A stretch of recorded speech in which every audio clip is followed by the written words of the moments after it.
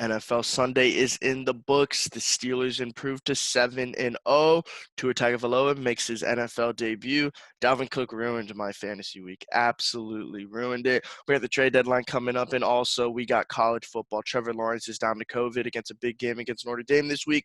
Ohio State looks really good while Michigan does not. And, of course, got to preview the rankings. Hitting the field starts now.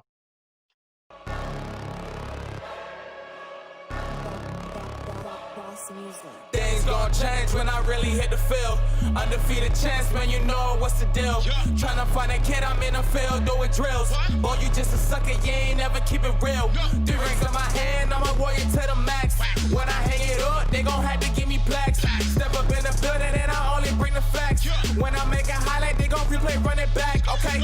Always locked in, I don't got time to lax.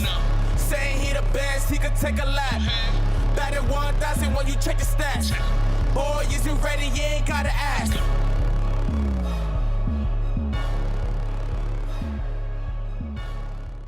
And welcome to this episode of Hitting the Field. I am joined by Sam Sullivan and Jason Hambu today. Sam, how you doing?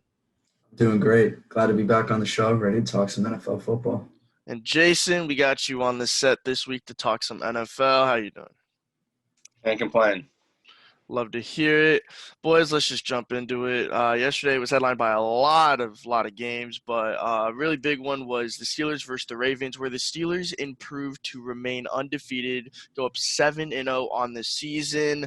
They took down the Baltimore Ravens, and I'm going to say I was not a big believer on the Steelers, but they are looking very, very good so far. Jason, I know we're only 8 weeks into the season, but are the Steelers a team to beat in the NFL? I think they definitely are. I mean, I have the Chiefs over them in the AFC Championship before the year started, so I was a big believer in that defense. I didn't have them winning the division, though, because the Ravens, in the past have been so good in the regular season. But, I mean, the Steelers, they don't have any holes, so they're certainly a tough team to beat. Sam, what did you think of the game yesterday? Because, I mean, I did not think they were going to go into Baltimore and win. I personally thought they were going to go into Baltimore and win. I just thought that Lamar Jackson hasn't been playing his best game of football. The Steelers just have a complete defense, just starting from the defensive line. They have a strong linebacker core, and all their DBs really know how to hit home. Minkah Fitzpatrick, great leader on that team. That was a great trade that they got last year, and they created a lot of turnovers. They really had Lamar just giddy and not really being able to create success. I mean, yeah, the Ravens turned it over 4 times, 2 in the air, 2 on the ground. I mean, that's a big part of the game. Sam, you mentioned turnovers. I mean, that Pittsburgh defense, the offense really didn't do much. I would say it was the defense that kind of carried them. Definitely. There's no doubt about that. I mean, defense wins championships, and that's definitely what they're looking to do this year. Jason, I know, we just talked about the defense a bit for the Steelers, but does their offense need to step up in any standpoint to maybe take down a team like the Kansas City Chiefs? 100%. And they had 48 rushing yards in the entire game yesterday. So, I mean, if you tell me that the Steelers are going to have 48 rushing yards and win, I mean, that's pretty shocking. And but they're not going to be able to do that against teams like the Chiefs. So 100% have to step up. They got to get Juju more involved. He's been so sporadic this year. So definitely need to step up on the offensive end. I mean, yeah, they've been kind of all over the place with receivers. I mean, Chase Claypool came out of nowhere. The game against Philly, I would say, was his breakout game. I mean, he's coming to the picture. Eric Ebron's been a good addition for them. But, I mean, yeah, I think James Conner really needs to step up. I mean, looking at the Steelers' schedule, like, they have a pretty easy schedule remaining. Sam, do you think they could finish with the AFC's best record? I believe they can. I mean, just their next 3 alone, they have they have Dallas, then they have the Bengals, then the Jaguars. I mean, they could go to 10-0 right then and there. And I feel like with the next 6 all together, after those, I feel like they could walk away 14-2, 13-3, and then be at that 1 seed for the playoffs. Jason, would you agree with that? I mean, or do you still think the Chiefs can pull together the best record in the AFC? I think the Steelers would be the favorites right now. I don't see the Chiefs winning or losing 2 more games. So whichever team is 14-2 or better will be the 1 seed. Fair enough.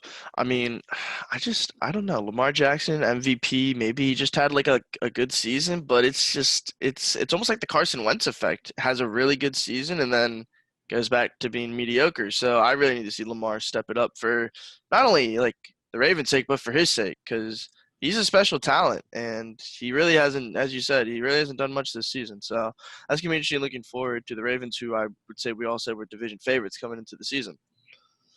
So moving forward, we had an NFL quarterback make his debut. That was Tua Tagovailoa for the Miami Dolphins, and although he really didn't do much, the Dolphins still came out with the win. Jason, did Tua impress you? Do exactly what he thought? What were your thoughts on Tua's performance? I wasn't impressed at all. 12 of 22 for 93 yards and a touchdown. The Dolphins were 3 of 12 on third down, and his average pass was 3.9 yards. Not a whole lot to go off of there, but certainly nothing to be impressed about. But he didn't make a big mistake, so I got to give that to him. And got his first win. Sam, game manager Tua, I guess. I don't really know what to say. That's exactly what I was about to say, is that he definitely walked into his first start as a game manager. He came in there just to not make any mistakes. He did what he needed to do, wasn't really at a high level at all, but, that Dolphins defense was greatly helping him out. And, yeah, that's just how they were able to find that win against the Rams. They got, 14 points off of defense and special teams from the punt return. 21. 21, yep. Yep. It's just, you almost, was it the right choice? Okay, I know this was a high discussion. Sam, was it the right choice to bench Ryan Fitzpatrick and go with Tua coming off the bye week?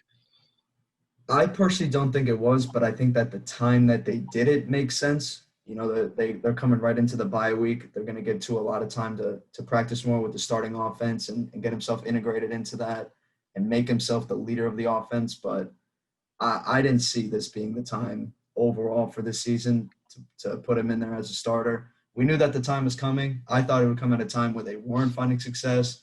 Ryan Fitzpatrick was being able to string on wins. He's been a great quarterback for that team. So overall, no, but I understand the time that they did it at. Jason, did you agree with the move, or was it a bit shocking? I was shocked too. I think Sam hit the nail on the head. The Dolphins were in second place going into this week, which was like the best they've been in probably a decade. So I was just shocked that kind of a change would happen at this time. Like Sam said, going into a bye week, definitely the time to do it if you're going to do it. And we'll see. It's definitely a long-term play. They just want to see what they have for next year. You mentioned long-term play, and what I guess is going through their minds would have to be, if we keep Ryan Fitzpatrick in, we go 10-6, how do we justify ever playing Tua? I think that was the challenge they were faced with. How do we make sure we can get Tua in? If Tua struggles, hey, he's a rookie, he struggles. Because let's be honest, they had 145 yards of offense. They had 8 first downs. They did not deserve to win that game from an offensive standpoint. Now defense wins championships, and their defense and special teams played really, really well. So it goes to point the question, what do the Dolphins ever go back to Fitzpatrick, or is it just Tua the rest of the year? Sam, just real quick.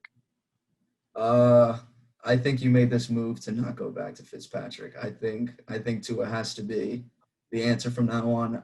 I'm glad that if they were to go into a situation like you said, go 10-6, they make the playoffs, and then they just throw Tua into the fire when they're down in the game first round. That would not have been right to do with him. But yeah, I feel like since you made this move now, you've kind of made it known that this is your guy moving forward.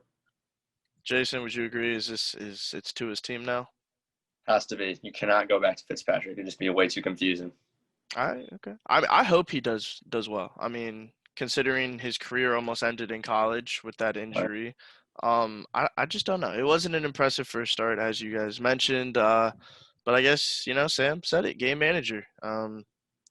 We've seen people succeed off it. Tom Brady's won a couple rings doing it, so he's been the superstar and he's been the game manager. But let's talk on the next player who absolutely ruined my weekend. That would be Minnesota Vikings running back Dalvin Cook, who had an impressive performance yesterday. 4 touchdowns, capping off a 28-22 win for the Vikings. First off, Jason, Dalvin Cook. He ruined my weekend because he destroyed me in every fantasy league. But talk about Dalvin Cook and how impressive he was yesterday. Well, Dalvin blessed me on the other end. He had 52 in my fantasy league, and I won by 19. So, a regular week from him doesn't get the job done. So thank you, Dalvin. And I'm sorry for your losses there, Jaret. Yeah, a lot. I think Dalvin as a whole and the Vikings really shocked me yesterday. The Packers have kind of owned them recently, and the Vikings were 1-6, 1-5, 1-6 going into this game. So I certainly didn't pick them to win or necessarily even be close. So I was pretty shocked by the outcome there. Sam, were you surprised to see the Vikings pull out this win? I mean, Dalvin Cook just literally scored all 4 of their touchdowns with the team on his back. Right. I was surprised that they were able to pull out this win. I wasn't surprised that Dalvin Cook was able to find the end zone the way that he did. I mean, the Packers they've had a bit of a rough stint when it comes to their defense lately.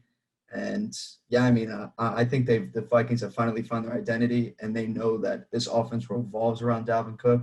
Unfortunately, he hasn't played since October 11th against the Seahawks. So I think they know that. I mean, they had a total of 330-something offensive yards. He had over 200 of those yards. So it just shows that you revolve this offense around Dalvin Cook, you will in some way, some shape find some success. Yeah, he had 226 of their 324 yards, all 4 of their touchdowns. I mean, even the receiving touchdown was a screenplay in which he got some good blocking, made some good cuts. So it's not even Exactly. like Cousins did anything.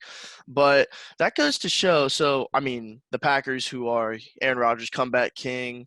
I loved all the memes on Twitter where, they just showed him getting hit. But he's my fantasy quarterback, so I lost 2 points for that. But for the Packers standpoint, at least Aaron Rodgers and Devontae Adams look back on the same page. I would agree. Would we agree with that, Sam? Like they look back, 2 weeks in a row now on the same page.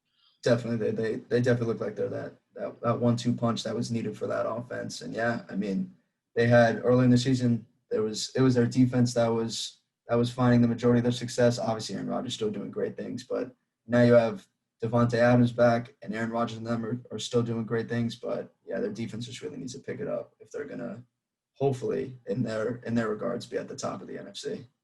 Jason, is this like a loss of identity for the Packers? Or are they just going to bounce back from this? It happens, NFL. You can lose a game at any point. Sure. I think it's a lot about Aaron Jones being out. Vikings are 29th in the league in points given up, which they normally give up around 31 a game. The Packers only scored 22 yesterday, only 8 in the second half. So I think, Jamal Williams is not a horrible option as a backup running back, but he's not Aaron Jones. So I think, once Aaron Jones comes back, whenever that is, I think we'll see the Packers offense that we saw in the first couple of weeks. I mean, it's tough to say you lose a game when you only punt the ball once. I mean, a couple of turnover on downs. I mean, I guess you guys questionable fourth down play calling or even, playing field positioning. But I guess they didn't trust the defense, put the ball in the best hands. Sam, overall, just are the Vikings now a threat to this division, or is this still like, Packers, Bears?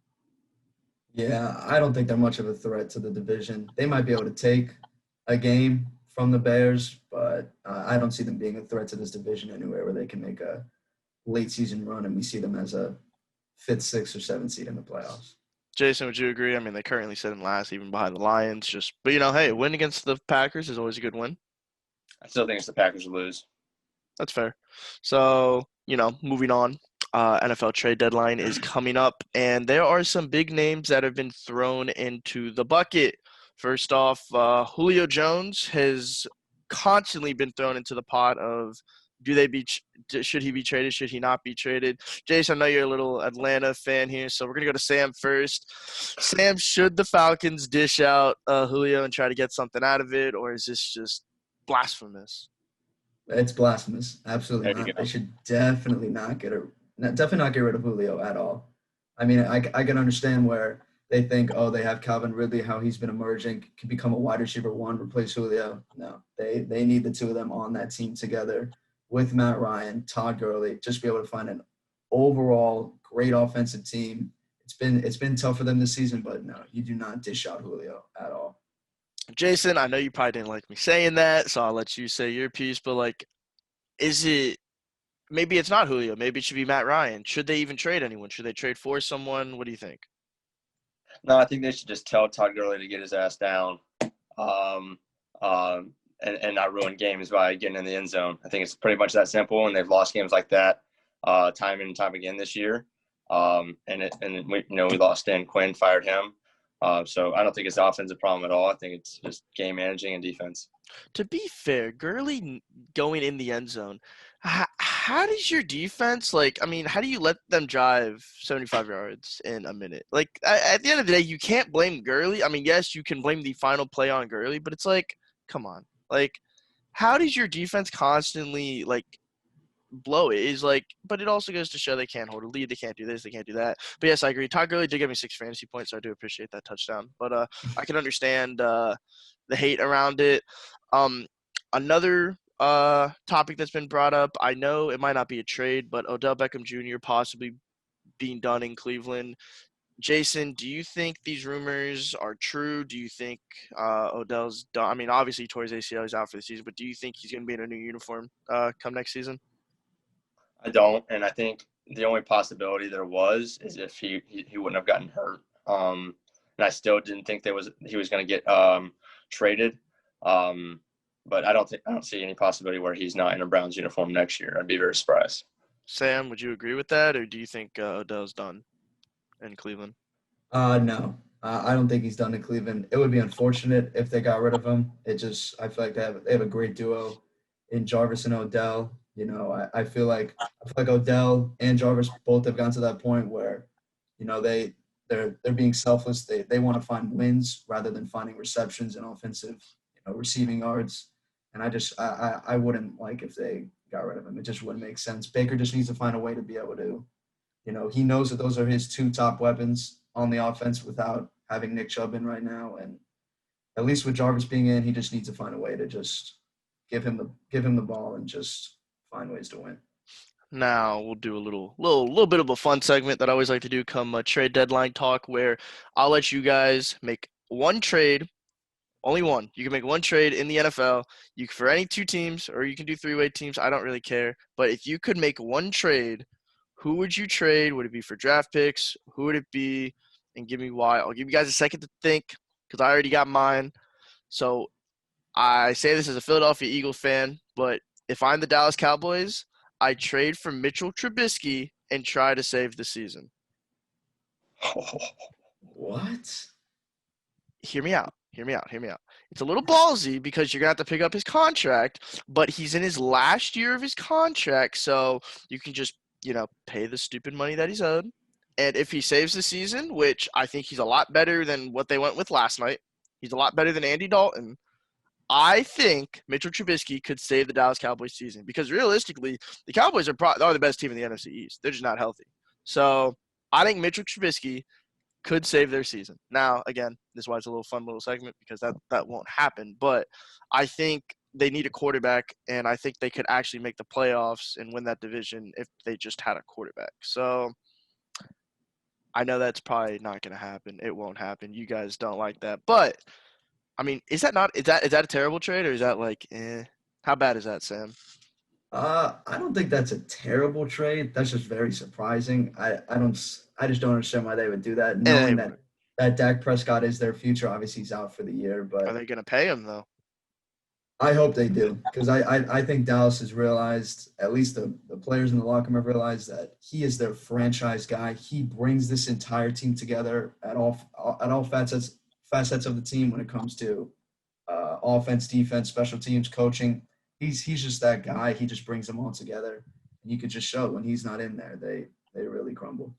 Good point. Any you got your trades yet? I'll let you, Jason, Sam, when you got it. Jason, all right, go ahead. And I'll start with this real quick. The biggest winner in maybe trade deadline history is Avery Williamson, who just got traded from the Jets to the Steelers. Linebacker went from 0-7 to 8, or 0-8 to 7-0 in a day. So I'm sure he's happy. But I'll say I'm going to trade Stephon Gilmore from the Patriots, and I'm going to put him on the Chiefs and hand them the Lombardi Trophy. What are the Chiefs going to give up, though? What are we talking? First-round pick, a player, some money? That's not going to be a cheap trade. They would have to take almost all of his contract and give at least a first round and then probably two first-round picks. And I know they don't have them this year. Yeah. But I know they'd have to do it in the future. I mean, hey, we've seen crazy stuff go down. DeAndre Hopkins was traded not for a first-round pick, so yeah. Who Nuts. knows? I actually like that trade. Sam, what do you think of that? I think that's a good trade. I think that obviously that's something that the Chiefs could use is a player like Stephon Gilmore on their defense, just being able to be that type of leader that he is, bringing some more discipline to those defensive backs, and obviously that would just boost the Chiefs even more and That's like a more and more. Madden trade. That's like, let's make the Chiefs Exactly. even better. Yeah. Sam, you got a trade for us? Um, just off the top of my head, I can think of somebody. Being an Eagles fan, I can think of somebody like Adam Thielen, getting him in Philadelphia. Uh, I would think to give what we'd have to give up. We could give up our great pick of JJ Arcega-Whiteside. That was amazing No one for us wants to, him. to Let's be draft. honest. And then you probably have to give up probably at least a second rounder or third rounder, as well as a fifth or sixth rounder with it for it to reasonably make sense. But from a bias standpoint, I'd like to have somebody like Adam Thielen on the Eagles. That's not bad. I've also said AJ Green because he just doesn't want to be in Cincy, it looks like. Right. But I mean, that's like I just add another injury-prone receiver to that Philly receiver core, so it's kind of Exactly. like iffy. I actually like that because the Eagles need someone. But Rieger came back last night, looked pretty good. I do like Definitely. that trade though because I don't think that would cost too much. Traded with the Vikings before they took Sam Bradford, so I mean, I don't see why they wouldn't give away Adam Thielen. Exactly. Jason, what do you think of that? I mean, I would like to see it. I mean, I want to see Wentz throw to, actual receivers and not quarterbacks in high school like Greg Ward or in college. That's fair. So I would be all for it. I almost went Philly special last night. Greg Ward went to wind up to throw a pass. I was like, That's oh, right. a little, I don't a little know. scared there. But trade deadline is tomorrow. I want to see something go down because the NFL Definitely. trade deadline used to be boring until like 2-3 years ago when like trades were happening left and right. So it'd be cool to see something happen. Let's see Patrick Mahomes in a different uniform. No, I'm joking. That'd Oh be my Okay. God. Okay. that would be breaking the rules. But gentlemen, any closing thoughts on the NFL Week 8? Any I would expect to see either Njoku or Evan Ingram traded. It's fair. Sam, closing thoughts? Um, those are good points for trades. Overall, let's see the Eagles win the NFC East. I wanted to lose last night. I wanted a better draft pick. But you know what? You'll take the win where you can get them. As always, guys, I appreciate you guys joining me. When we come back, we're going to switch over to the college of football realm, and we're going to talk some interesting points there. We got COVID-19 striking the number one team in the country, so you're not going to want to miss that segment. Stay with us. What it's like to be a Saints fan right now. Dude, I'd be so Guys, mad. I can't believe that ridiculous no call. Bro, I'm puzzled. If they would have made that call, who do you think would have been in the Super Bowl? The Saints would have been in the Super Bowl. Come on now. The refs, they need to be punished. Oh, hey guys. Did you see my missed call last week? Could have sent that team to the championship. I guess not. I can't take this anymore. What's up with this guy? Welcome back to Hitting the Field. I am now joined by Alex Funderburke and Jonathan Alfano. Alex, how you doing? I'm doing great. Thanks for having me on. Of course. And Jonathan, joining us for the first time. How are you doing? I'm doing good. Thanks for having me on. I'm happy to be here. Of course. And you know what? Let's just jump right into it. The college football season has been anything but disappointing between upsets left and right and COVID-19, which COVID-19 has struck the number one team in the country, the Clemson Tigers. Quarterback Trevor Lawrence has now fallen to COVID-19 and will miss minimally their next game against Notre Dame after also missing their game against Boston College this past week. Although Clemson was still able to win, it was a little shaky in the first half. Alex, what were your thoughts on Clemson's win and how do they look going into Notre Dame? I mean, that first half, it really felt like Dabo and the coaching staff was babying DJ Uiagalelei. It felt like they were playing not to lose. And then at halftime, I guess they kind of realized, hey, this was one of the top recruits in the country last year. Let's trust him to make plays. We got him for a reason. And, he ended up having a really good stat line, 30 for 41, 342 yards and 2 TDs.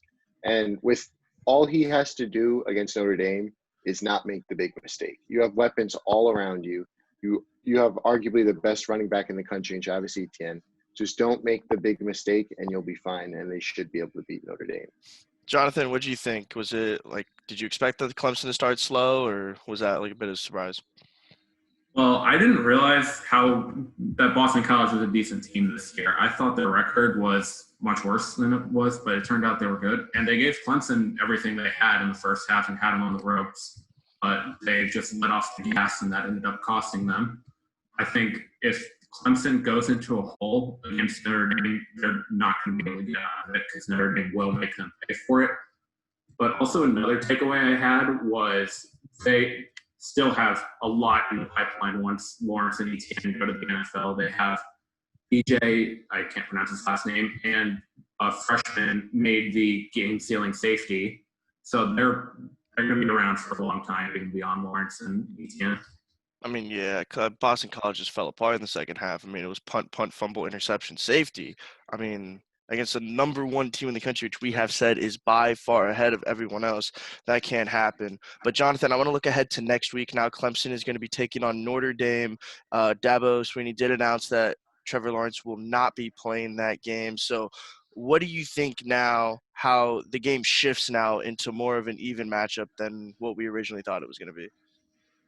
Yeah, absolutely. Notre Dame, they get a lot of flack from people saying they're not a legit top 5 team, but they've looked really good this season. They had the kind of iffy game against Louisville, but they bounced back last week and shut down Georgia Tech.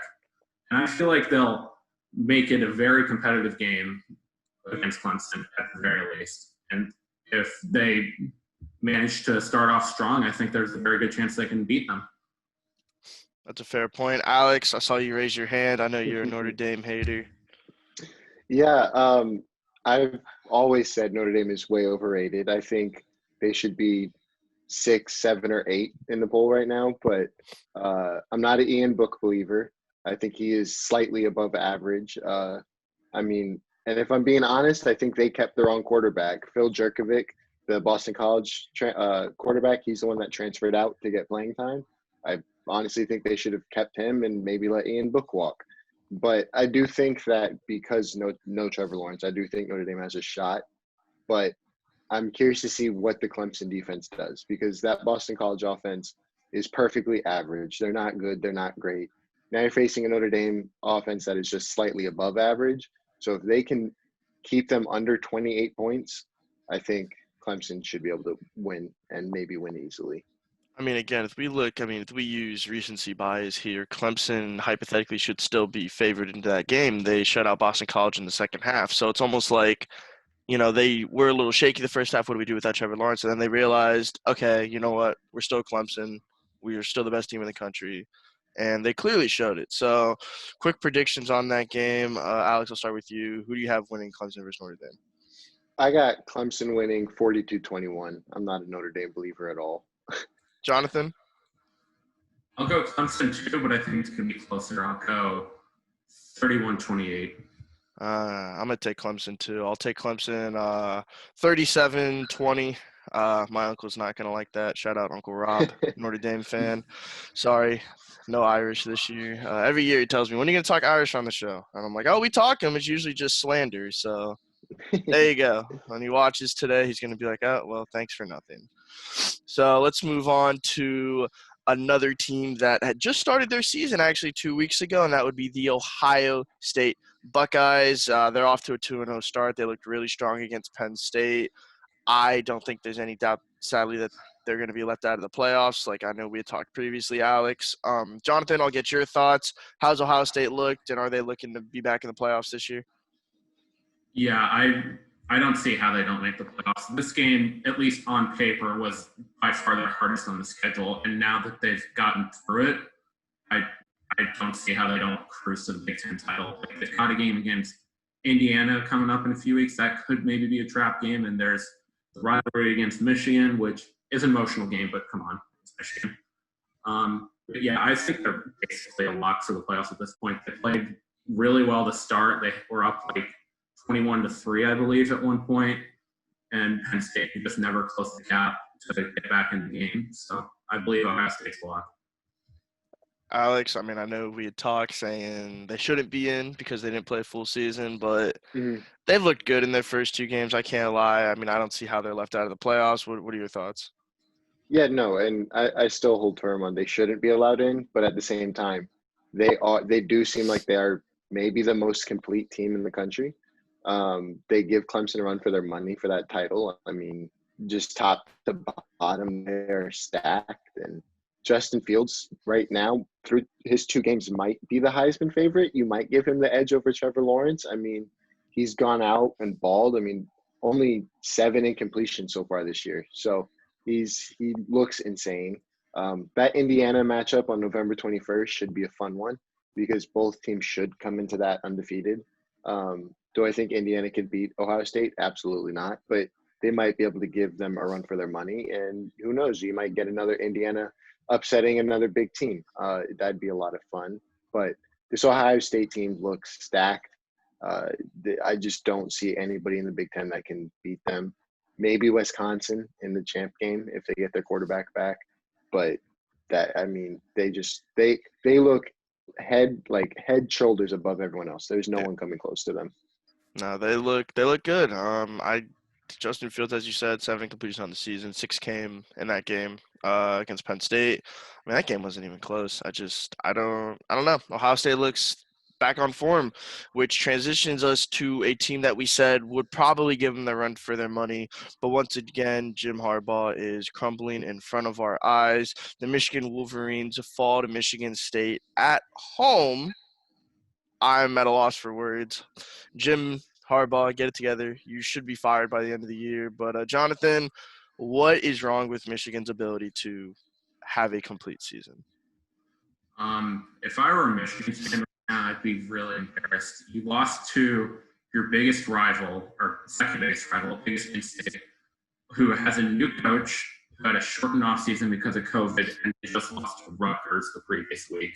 Like, that's embarrassing, and I think it'll have a great effect on the recruiting within the state.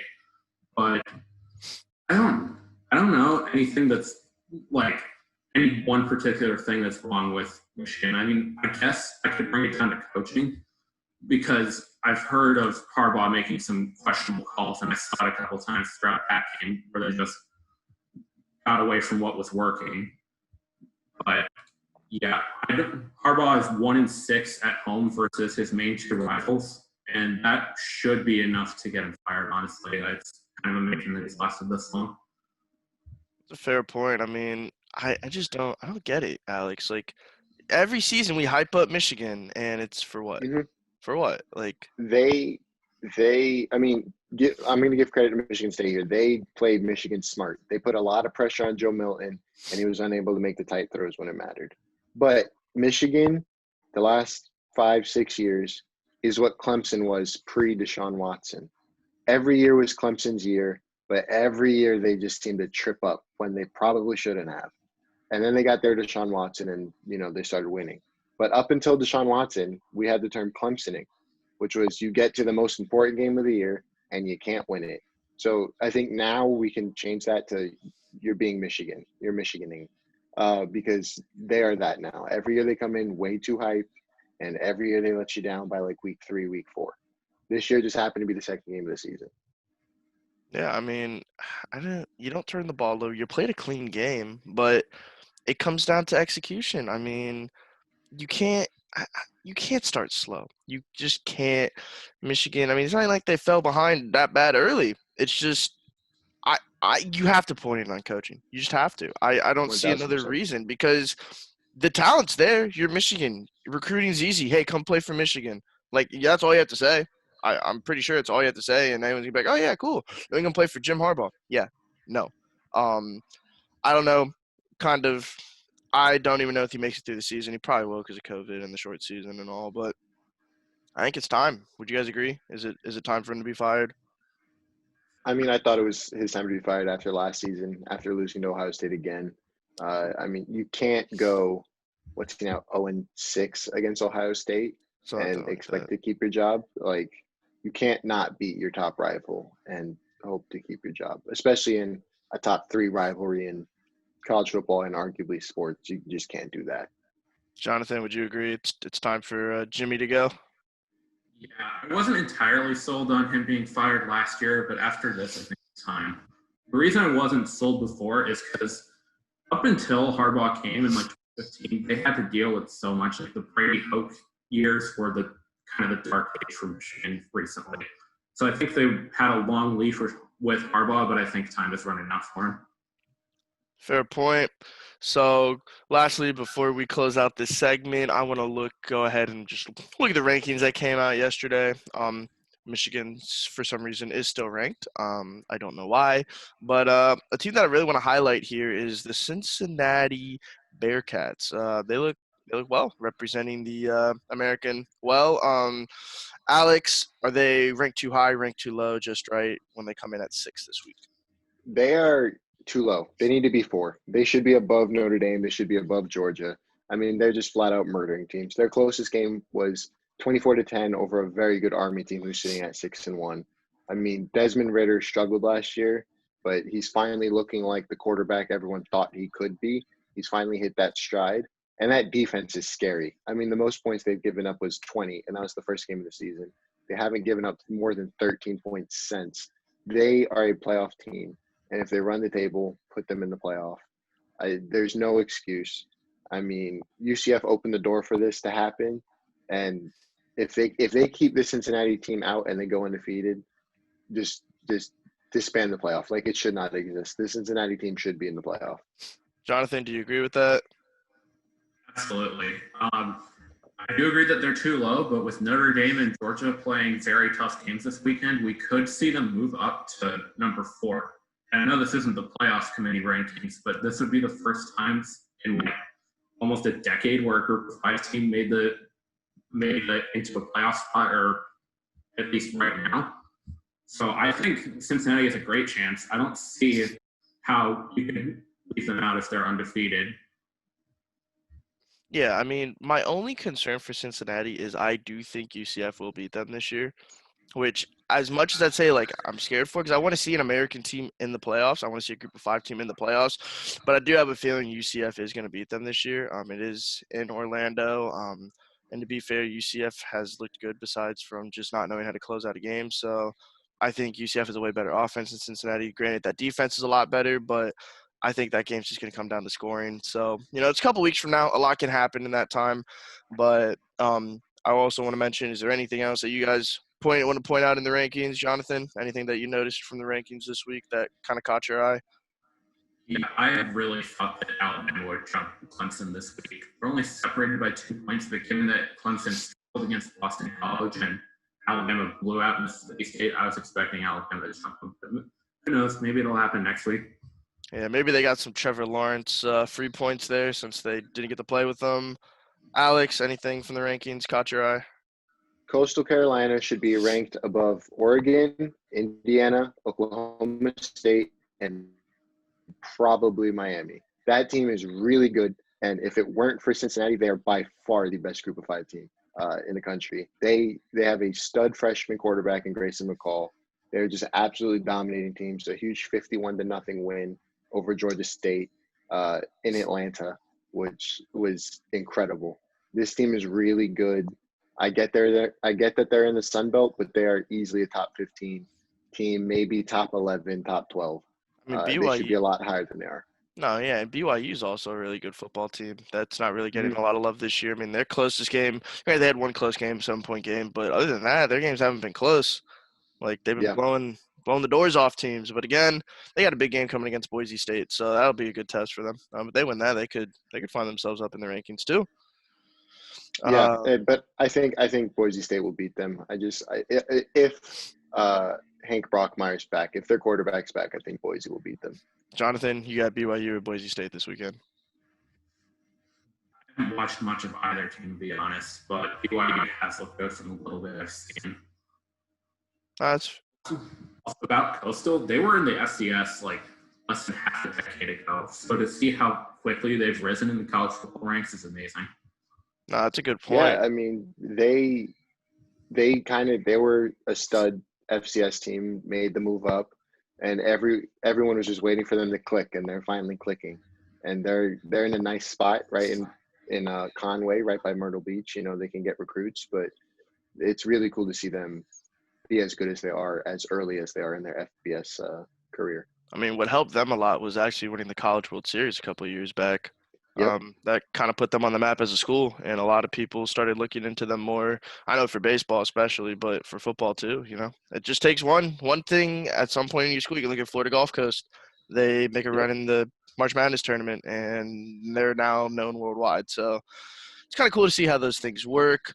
But gentlemen, I appreciate you guys joining me today to talk college football. It was a great talk. We'll definitely have you guys back some point on in the season to kind of close out college football playoffs and the disaster that COVID-19 has been. But for now, we're going to go to a quick commercial break. When we come back, I'm going to deliver a little rant, and that'll be it. Stay with us. I'm in charge of the meeting this week. So you know what we're going to talk about? Basketball. The second thing we're going to talk about this week is basketball. Okay? And the third and last thing we're going to talk about is basketball. Yeah. It's ridiculous. I want to quit. Can I quit? Take that. Look at the screen.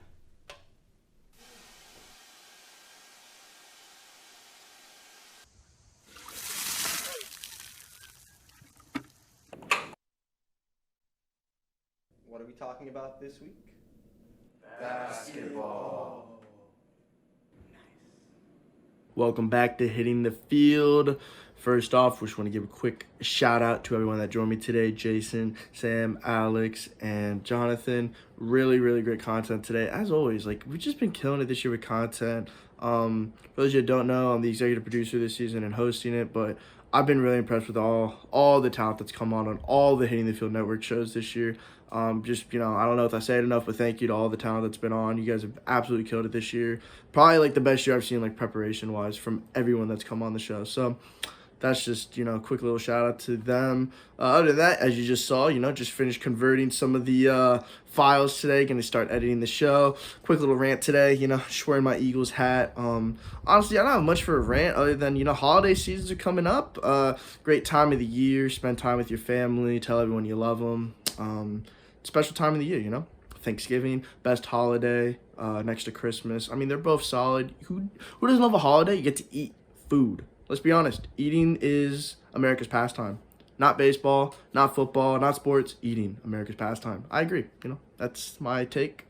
Other than that, quick update. I lost my TV remote. I was watching the Eagles game last night, and it was in my bed, and I cannot find my TV remote. My TV's been unplugged for the past, 36 hours because I cannot find my TV remote. So if you know where it is, please tag me on Twitter or something because I can't find it. Legit cannot find it. I took the sheets off my bed. I pulled everything out from under my bed. No idea where the remote is. So if you find it, please tag me on Twitter. I can't turn my TV on. So because I unplugged it and I can't turn it on. So other than that, go Birds, and thank you for turning into this episode of Hitting the Field, and I will see you next week. A couple more episodes left in the season, but it's been a good one. Boy, you just a sucker, you ain't never keep it real. 3 rings in my hand, I'm a warrior to the max. When I hang it up, they gon' have to give me plaques. Step up in the building and I only bring the facts. When I make a highlight, they gon' replay, run it back, okay? Always locked in, I don't got time to lax. Saying he the best, he could take a lap. Batted 1,000 when you check the stats. Boy, is you ready? You ain't gotta ask.